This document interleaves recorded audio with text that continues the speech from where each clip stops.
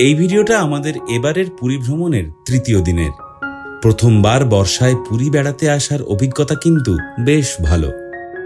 এই যেমন তৃতীয় দিন সকাল থেকেই আকাশ মেঘলা, কয়েক পশলা বৃষ্টির পর আবহাওয়ায় তখন আলিস্যির ভাইরাস। আর সেই ভাইরাসে আক্রান্ত হয়ে যখন ব্রেকফাস্ট করতে বেরোলাম তখন বেলা 10টা।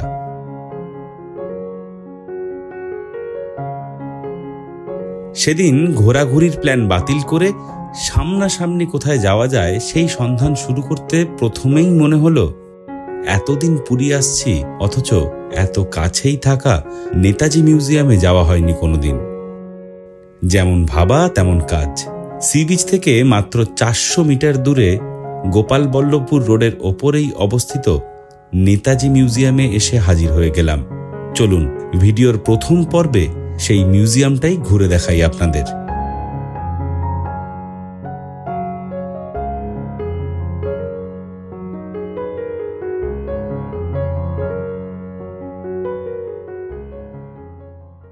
Good morning.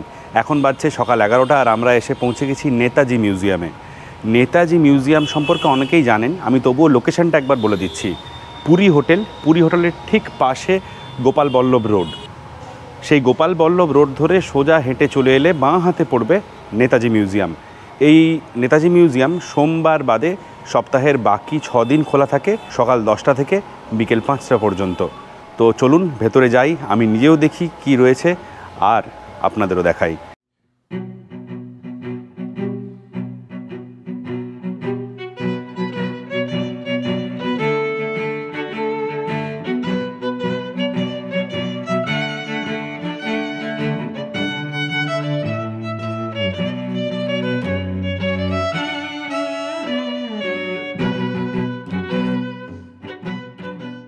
এখন আমরা রয়েছি নেতাজি মিউজিয়ামের ভেতরে। এই বাড়িটার পেছনের দিকের বারান্দায়। এই বাড়িটার একটা ইতিহাস আছে। সেটা হলো 1916 সালে এই জায়গায় 1 একর জমি ক্রয় করে বাড়ি বানান নেতাজি সুভাষচন্দ্র বোসের পিতা জানকীনাথ বোস। তারপরে বহুকাল পরে তার বাড়ির আরও যারা শরিক ছিলেন তারা দাবি করেন যে যেহেতু সুভাষচন্দ্র বোস বেঁচে নেই, তাই তাকে এই বাড়ির শরিকি জায়গা থেকে সরিয়ে দেওয়া হোক। কিন্তু আদালত যেহেতু নেতাজির মৃত্যুর কোনো প্রমাণ পায়নি কোনো দিন, তাই নেতাজিকে সেই শরিকির অংশ থেকে সরানো হয়নি। বরং ওড়িশা সরকারের প্রচেষ্টায় এখানে গড়ে উঠেছে একটা মিউজিয়াম। এই মিউজিয়ামের একতলায় রয়েছে 3টে ঘর, আর সেই 3টে ঘরে রয়েছে নেতাজির বহু ছবি, দুর্লভ ছবি। তার সাথে রয়েছে নেতাজির নিজের হাতে লেখা বহু চিঠি, রয়েছে আজাদ হিন্দ বাহিনীর সময় তৈরি করা স্ট্যাম্প এবং নোটের ফটোকপিজ। এই জিনিসগুলো আপনি নিচের 3টে ঘরে দেখতে পাবেন। এই মুহূর্তে এই মিউজিয়ামের কিন্তু রেনোভেশনের কাজ চলছে। যিনি বাইরে রয়েছেন, যে দাদা আমাদের টিকিট দিলেন বা এন্ট্রি ফি নিলেন, তিনি আমাদের জানালেন যে ওপরে নেতাজির লিভিং রুম, তার বেডরুম, তার কনফারেন্স রুম, তার স্টাডি রুম এবং আর একটা রুম এক্সট্রা রয়েছে। এছাড়াও ওপরে একদিকে রয়েছে একটা বসার বারান্দা আর ওই দিকে আরেকটা ঝুল বারান্দা মতো। এই যে রেনোভেশনের কাজটা, এইটা শেষ হতে মোটামুটি আরও 2 মাস সময় লাগবে। তখন পুরো জায়গাটা কিন্তু খুলে যাবে। আপনি যখন পুরী আসবেন তখন একটু পথ হেঁটে এলেই আপনি এই মিউজিয়ামে পৌঁছে যাবেন আর সাক্ষী হতে পারবেন একটা দারুণ দারুণ ইতিহাসের, যে ইতিহাস আমাদের ভারতবর্ষের।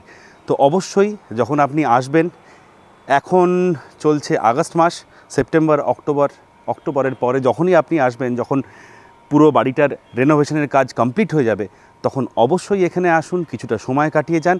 আর আমি এই মুহূর্তে যে পেছনের বাগানে রয়েছি সেটাও কিন্তু দারুণ, অসাধারণ সুন্দর। পুরো জায়গাটা বেশ অনেকটা ছড়ানো, বেশ মনোরম।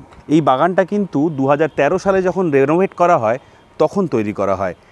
এই জায়গাটা বেশ বড়, এখনও কিছু কিছু জায়গা রেনোভেশনের কাজ চলছে, যেটা নতুন রেনোভেশন চলছে সেই জায়গাটা।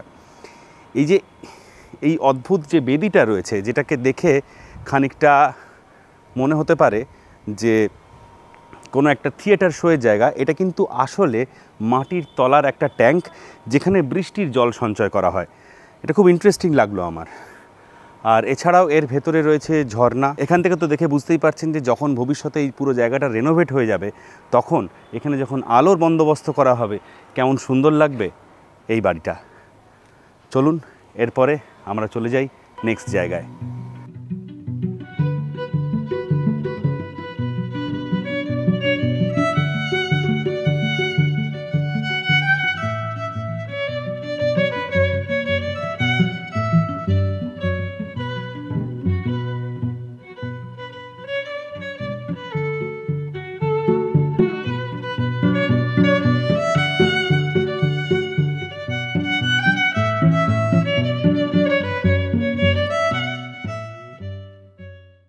এখন বাজছে 12টা আর আমরা বেরিয়ে পড়লাম নেতাজি মিউজিয়াম থেকে। পুরীতে এলে আমরা বহু জায়গায় খাই, বিশেষ করে পুরী যেহেতু বাঙালি অধ্যুষিত ট্যুরিস্ট স্পট, তাই এখানে বাঙালি খাবার প্রচুর। এবং যেগুলো সো কল্ড বাঙালি রেস্টুরেন্ট, যেমন সপ্তপদী হোক কিংবা 16 আনা বাঙালি আনা হোক, এই ধরনের যে রেস্টুরেন্টগুলো যেগুলো অথেন্টিক বাঙালি খাবার সার্ভ করে, এরকম প্রচুর রয়েছে চারপাশে। মাছ ভাজা বা অন্যান্য এখনকার দিনের আধুনিক খাবার, পিৎজা, পাস্তা, এই সমস্ত তো আছেই, কিন্তু ওড়িয়া খাবার, ওড়িয়া অথেন্টিক ওড়িয়া খাবার আপনি এখানের হোটেলগুলোতে চাইলেও হয়তো পাবেন না। সেই অথেন্টিক ওড়িয়া খাবারের সন্ধানে এরপরে আমাদের নেক্সট গন্তব্য ডালমা নামের একটা রেস্টুরেন্ট। তো চলুন ডালমায় যাওয়া যাক।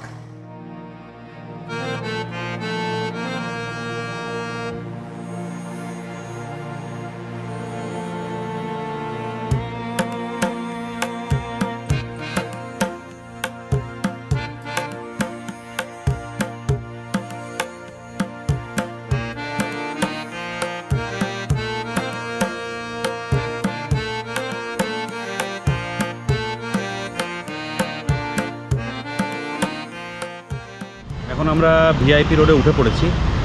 বৃষ্টিটা কিন্তু টিপ টিপ থেকে এখন ঝিরঝিরে পরিণত হয়ে গেছে। সেটা ঝমঝম হওয়ার আগেই আমরা যদি রেস্টুরেন্টে পৌঁছে যাই সেটা ভালো হবে। দেখা যাক, সামনেই এখান থেকে 1-150 মিটার রাস্তা রয়েছে।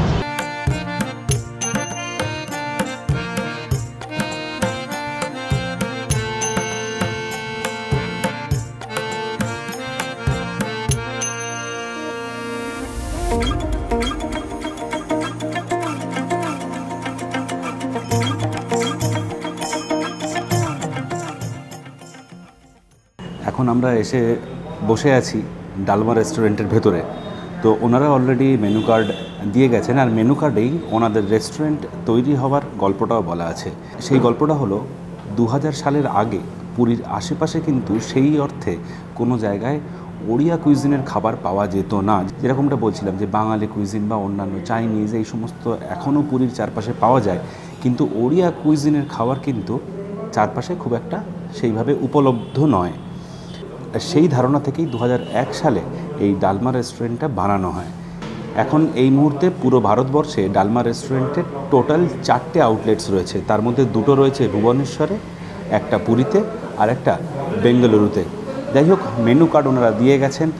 মেনু কার্ড দেখে কতটা বুঝতে পারবো জানি না, ওনাদের সাহায্য নিয়ে হোক, যতটা নিজে বুঝতে পারি সমস্ত কিছু মিলিয়ে খাবারের অর্ডারটা দিই।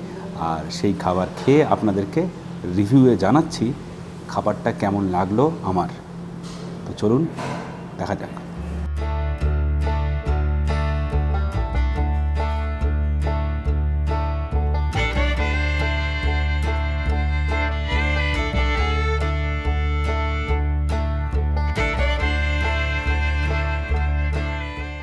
আমরা অর্ডার দিয়ে দিয়েছি। ফার্স্ট যেটা অর্ডার দিলাম সেটা হচ্ছে পখাল থালি। পখাল মানে হচ্ছে পান্তা ভাত। এবার তার সাথে বড়ি চূড়া মানে বড়ির গুঁড়ো, শাক ভাজা, আরও কী সমস্ত যেন বললো, সব বুঝতে পারিনি। আসুক, এলে একে একে বলছি। তার সাথে এদের এখানে যেটা খুব ফেমাস ব্যাম্বু মাটন, সেটা বলেছি একটা উনি সাজেস্ট করলেন যে মাশরুম পত্র পোড়া, মানে পাতায় পোড়ানো মাশরুম, পাতাটা সম্ভবত কুমড়োর পাতা, সেটা একটা অর্ডার করলাম। এই 3টে মোটামুটি আমরা অর্ডার করেছি, আর শেষে এনাদের ছানা পোড়া দিয়ে শেষ করব। তো আপাতত আসুক, দেখাই কি আসছে, আর খেয়ে রিভিউ দিচ্ছি।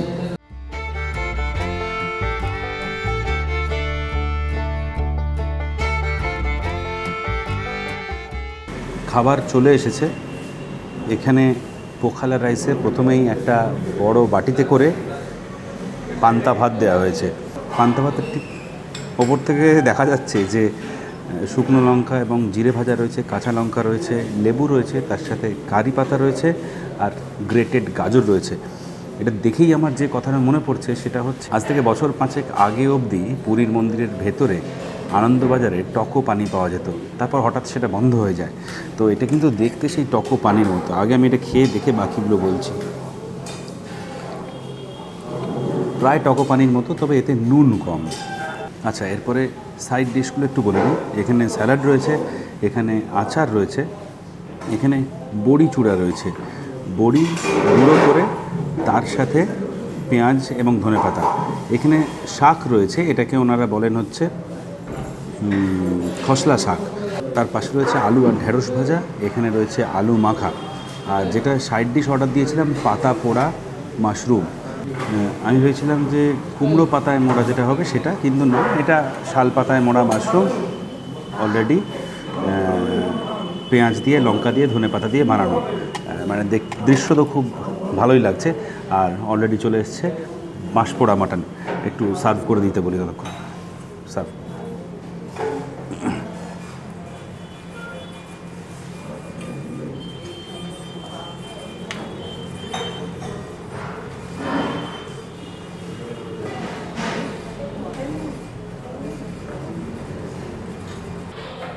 আচ্ছা, ওনারা অলরেডি বলে গেলেন যে এটা কিন্তু চামচে খাওয়ার নয়, হাতে খাওয়ার।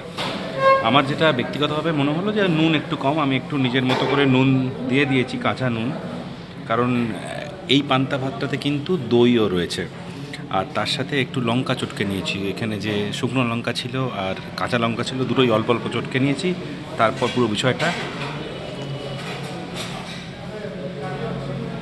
দারুণ খেতে। আপনারা যারা পান্তা ভাত পছন্দ করেন তাদের তো খুবই ভালো লাগবে। আর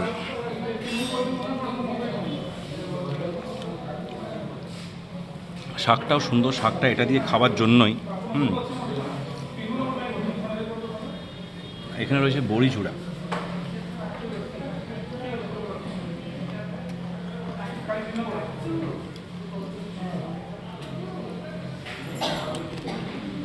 রসুন পেঁয়াজ দিয়ে হালকা করে ভাজা। বাকি আলু মাখা আর আলু ঢেঁড়স ভাজার তো কোনো রিভিউ দেওয়ার প্রয়োজন নেই। আমি প্রথমে আগে একটু পাতা পোড়া মাশরুমটা টেস্ট করে দেখি।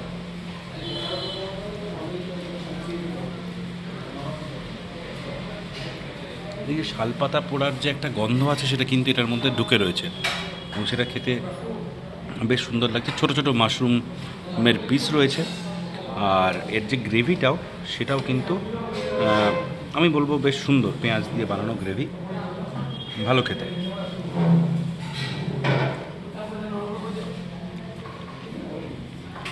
আর এই হলো বাঁশপোড়া মাটন, সেটাও একবার টেস্ট করে জানিয়ে দিচ্ছি। আগে বলি যে ছোটো ছোটো এরকম সাইজের মাটন রয়েছে, অনেকগুলো রয়েছে। পেঁয়াজটা লম্বা লম্বা কাটা, সেটা বোঝা যাচ্ছে, গলা পেঁয়াজ কিন্তু নয়।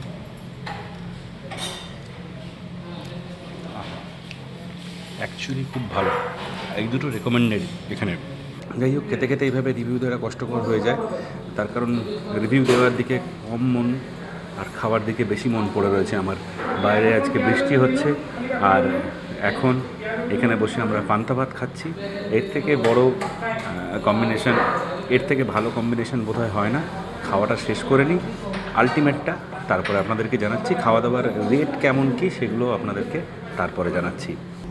আমাদের সর্বোচ্চ খাওয়া শেষ, আর সেই খাওয়ার পরে একটু মিষ্টি মুখের অবশ্যই প্রয়োজন। আর সেই কারণে আমরা অর্ডার দিয়ে দিয়েছি এখানকার বিখ্যাত ছানা পোড়া। এই ছানা পোড়াটা আমরা নর্মালি যেটা পুরীর মন্দিরের আশেপাশে বা স্বর্গদ্বারের বিচের আশেপাশে দেখে থাকি, সেটার থেকে দৃশ্য তো একটু অন্যরকম। ছানা পোড়াটা খাওয়া শুরু করার আগে আমার কিছু মতামত রয়েছে এখানের খাবারের বিষয়ে। বিশেষত আমরা যে থালিটা নিলাম, এই যে একটা পোখালা থালি নিলাম, একটা পোখালা থালি ইজ এনাফ ফর 2 পার্সনস। অনেকটা ভাত থাকে, অনেকটাই। আর চারপাশে দেখছিলাম যে এখানকার লোকাল লোকজন যারা খেতে আসছেন তারা কিন্তু পোখালা থালির বদলে নর্মাল ভেজ থালিটাকেই বেশি প্রেফার করছেন। নর্মাল ভেজ থালির ক্ষেত্রে শুধুমাত্র পান্তা ভাতের জায়গায় ভাত থাকবে, এটুকুই। পান্তা ভাত চামচে করে খাওয়া যাবে না, যদিও বিষয়টা জলজলে হলেও ওই বাটির মধ্যে হাত ডুবিয়ে খেতে হবে, ওই জামবাটি নিয়ে চুমুক দিয়ে দিয়ে খেতে হবে। তাতে যদি কারোর আপত্তি থাকে তাহলে বিষয়টা ভেবে দেখতে পারেন, নর্মাল ভেজ থালিও নিতে পারেন। যাই হোক, এইটা আমার বক্তব্য। আপাতত ছানা পরোটা খাই।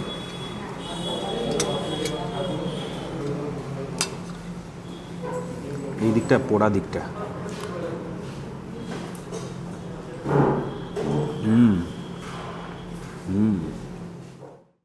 আমরা এই জাস্ট খেয়ে বেরোলাম। আমরা দোকানের বাইরের ফুটপাতে দাঁড়িয়ে আছি। আমাদের সমস্ত আইটেমগুলোর বিল কত হলো সেটা আমি অন স্ক্রিনে এখানে দিয়ে দিচ্ছি আপনাদেরকে। আর যেটা বলার, যে বলেছিলাম ঝমঝম বৃষ্টির কথা, ঝমঝম বৃষ্টি কিন্তু হয়েছে যখন আমরা খাচ্ছিলাম তখন, আর এখন সেই বৃষ্টিটা বদলে গিয়ে রিমঝিম বৃষ্টিতে পরিণত হয়েছে। এই রকম পান্তা ভাত, তার সাথে মাটন, তার সাথে এত কিছু খাবার পরে হেঁটে ঘোরাঘুরি করা বা এদিক ওদিক যাওয়া বা নিদেন পক্ষে জেগে থাকাটাও ভারী অন্যায় কাজ। আমাদের এখন যেটা উচিত সেটা হচ্ছে সরাসরি হোটেলে পৌঁছে গিয়ে একটা টানা সুন্দর দুপুরের ঘুম দেওয়া। আর একটা কথা, আপনাদের মধ্যে কেউ কি এর আগে ওড়িয়া থালি কিছু খেয়েছেন? যদি খেয়ে থাকেন বা আপনার কেমন লেগেছে সেই ওড়িয়া থালি, অবশ্যই কমেন্টে জানাবেন। দুপুরবেলার খাওয়া দাওয়া সেরে হোটেলে ফিরে এসে একটা ভাত ঘুম, বা বলা চলে পান্তা ভাত ঘুম। আর সেই ঘুম থেকে উঠে সন্ধেবেলায় গতানুগতিক সি বিচ। আর এটাই ছিল আমাদের তৃতীয় দিনের ঘুরে বেড়ানো। ভিডিওটা কেমন লাগলো অবশ্যই জানাবেন। আর পরের যে ভিডিওটা আসছে সেটা কিন্তু বেশ ইন্টারেস্টিং। সেই ভিডিওটার জন্য অবশ্যই চোখ রাখুন এই চ্যানেলে, আর সাবস্ক্রাইব করে রাখুন যাতে ভিডিওটা এলেই আপনি জানতে পারেন। দেখা হচ্ছে খুব তাড়াতাড়ি। ভালো থাকবেন।